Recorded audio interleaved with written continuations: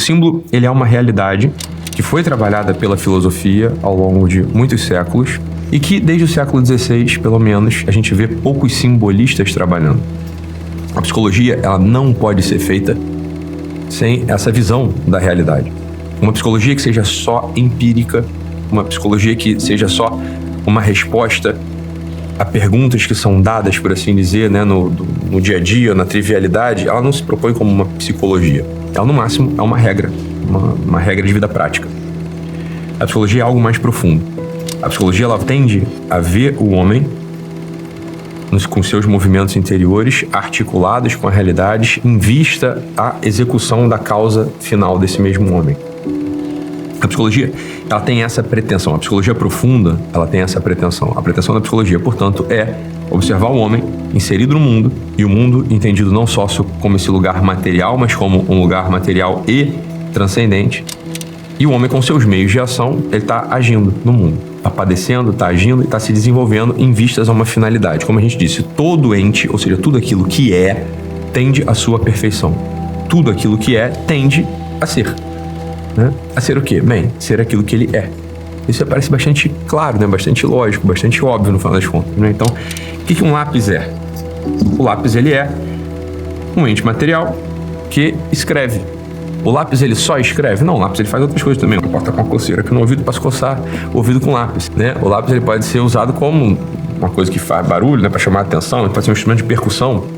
Ainda que o lápis, ele possa ser essas três coisas, existe uma densidade de presença nele que, se eu tiver um estado calmo de meditação acerca da realidade, um estado, de fato, de comunhão com a realidade, eu consigo perceber qual que é o próprio do lápis.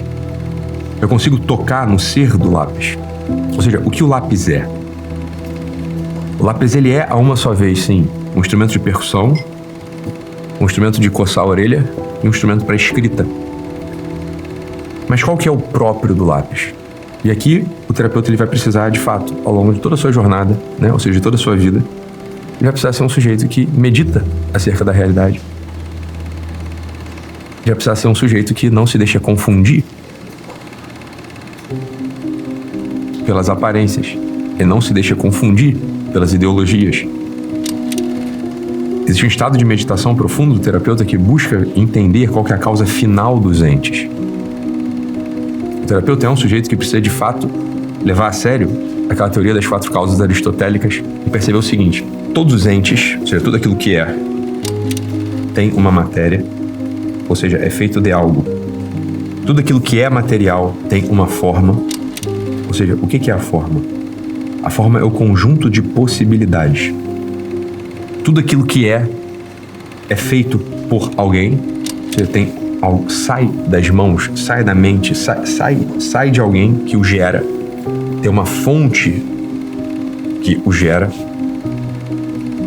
Isso é chamado de eficiência, tem uma causa eficiente.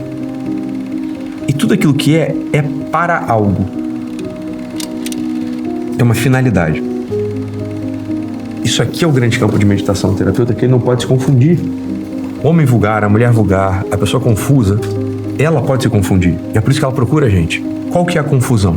Esse lápis, ele é feito de madeira e grafite, né? Esse lápis, ele tem um conjunto de possibilidades. O lápis, ele pode várias coisas. Um violino, por exemplo. Você consegue imaginar perfeitamente sendo tomado numa roda de samba, e o violino pode ser, numa roda de samba, percutido. Olha como a realidade ela é generosa. Qual é a atividade do terapeuta? Jamais isolar a forma da eficiência, da finalidade e da materialidade. O terapeuta, ele é um sujeito que tem que ser profundamente atento às 4 causas em articulação.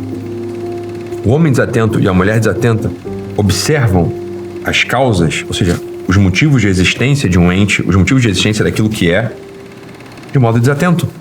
A falta da visão articulada da realidade é uma das grandes causas de neurose e sofrimento. Tudo aquilo que é para algo dentro de um quadro de possibilidades, com uma intenção, com uma base material. Os entes, eles têm uma dignidade própria. O que é a dignidade? A dignidade é quando a forma encontra a finalidade. Percutir o violino é tratá-lo de modo indigno, porque eu estou usurpando a finalidade de um outro ente. Eu estou usurpando a finalidade do pandeiro. O problema é que a expressão do ser e a dignidade, as coisas são sinônimos. As coisas, elas estão unidas. E o próprio do terapeuta é, diante da matéria de cada ente, de cada coisa, se deixar penetrar por essa matéria, sendo assaltado pela seguinte pergunta: essa xícara, esse lápis, o pandeiro, o violino, a régua, no fim, eu sou presença de quê? Essa é a pergunta fundamental do terapeuta.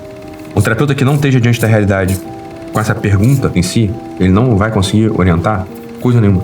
De que as coisas são presença? Tudo quanto é material é presença de algo. Tudo quanto é material é presença de um verbo. A realidade inteira, ela tem uma gramática intrínseca. A realidade inteira, ela fala comigo. Essa mesa, ela tá falando comigo através de um verbo. Essa mesa, ela fala comigo. Não de modo psicótico, óbvio. Eu não escuto a voz da mesa como um som projetado no meu ouvido.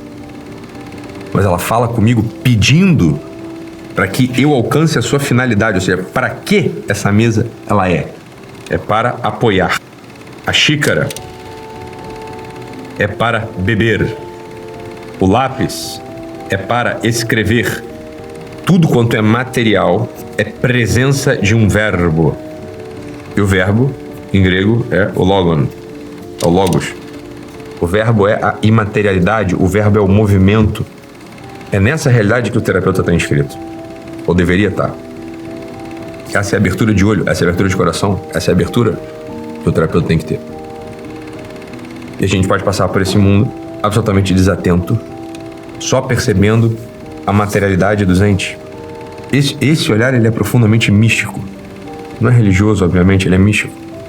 O terapeuta que tem uma visão materialista do mundo, é evidente que ele não consegue cumprir sua função. Ele não tem os instrumentos de trabalho mínimo. Então, tudo aquilo que é presença de um verbo. Ocorre que não é apenas o lápis que é presença do verbo escrever.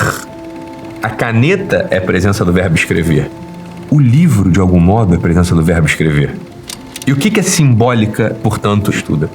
A simbólica estuda justamente essa presença. Imagina o verbo escrever. Neste verbo estão vários entes. Caneta, lápis, lapiseira, giz de cera, livro. O livro tem um verbo ler, mas também tem um verbo escrever. Cada ente não tem apenas um verbo, ele não é presença de só um verbo, não é isso? A simbólica, ela estuda a união dos entes através dos verbos. Ou seja, caneta, lápis, livro, escritor, todos eles estão unidos numa grande cadeia do logos, ou na grande cadeia do ser. Simbolicamente há uma união. A simbólica estuda o verbo de que as coisas são presença. Quando eu estou diante de um lápis, o lápis ele é uma matriz de intelecções. Ele simboliza não apenas o lápis, mas tudo quanto escreve. Isso é o que a simbólica estuda.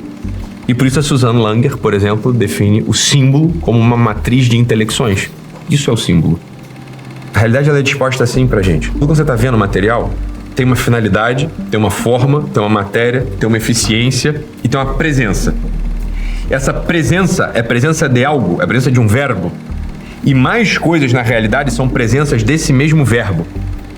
E essas coisas que são presenças desse mesmo verbo, elas estão unidas na grande cadeia do ser, na grande cadeia do logos. Isso é a simbólica. Isso aqui é a visão do terapeuta. O terapeuta, quando está diante de uma pessoa, aquela pessoa para ele é presença, porque ela é matéria. Ela é presença de algo, ela é presença de um verbo e mais de um verbo. Ela está se desenvolvendo, ela está fazendo coisas, etc. Eu tenho um homem material que se decompõe, mas ao mesmo tempo esse homem material, ele tem dimensões nele, no seu eu, que são imateriais. A sua inteligência é imaterial. As ações que ele fez, que ele executou, que ele não fez, que ele frustrou, etc. Isso tá num lugar imaterial, isso é ele. O homem, ele é uma história, lembra? A vida do homem, ela é narrativa. O homem, portanto, ele se move desde aquilo que é mais chão até aquilo que é mais elevado, que está na fronteira dos conceitos. O homem, ele se move, né? Ele tem ações que vão desde aquilo que é totalmente corruptível e o lápis, o lápis que eu peguei na mão e escrevi, a folha que eu rasguei e joguei para trás, os meus movimentos de lembrança afetiva acerca do meu avô, e um pequeno movimento de tentativa de perceber o que é a justiça. Entenda que interiormente perceber o que é a justiça é algo que é profundamente humano, né? Uma lembrança afetiva acerca dos últimos segundos ou minutos do meu avô, que morreu na minha frente, é humano também, por um lado, mas por outro lado também é a fronteira entre o humano e o animal. Você já viu cachorros sofrendo porque os seus donos morreram? Todo mundo já viu esse videozinho, né? Ou até já viu um cachorro mesmo que não saía do túmulo do seu dono? Todo mundo já viu isso. Ou sabe dessas histórias, pelo menos. Então aqui o homem ele tem uma ascensão que vai desde aquilo que é visível até aquilo que é invisível. Eu já falei lá atrás para vocês que o visível e o invisível, né, o que vai desde o visível até o invisível, tem uma presença numérica. O 7, o número 7, ele é presença disso. O 7 indica essas fronteiras entre o visível e o invisível, entre o material e o imaterial, entre esse mundo e o outro mundo. E você lembra de alguns exemplos que eu dei, né? Então eu dei o exemplo das cores do arco-íris, 7. Eu dei o exemplo das notas musicais, 7. E o homem ele tem essas 7 faculdades. Não é à toa que o poeta, o grande simbologista, o poeta Dante Alighieri, ele tenha feito uma relação entre os planetas ou os céus com as possibilidades humanas. Isso é muito bonito, bicho. Porque ele fala o seguinte, olha, o homem ele pode agir desde a Terra até o mundo dos conceitos, que é aquele mundo fixo, das estrelas fixas, que quase não se movem. Né? Então as estrelas fixas elas se movem, sei lá, a cada 7.000 anos e mesmo assim elas se movem em conjunto. E para cima das estrelas fixas existe uma abóbada negra, que essa sim não se move. Essa é a visão tradicional. Entenda, isso aqui é símbolo, meu Deus do céu.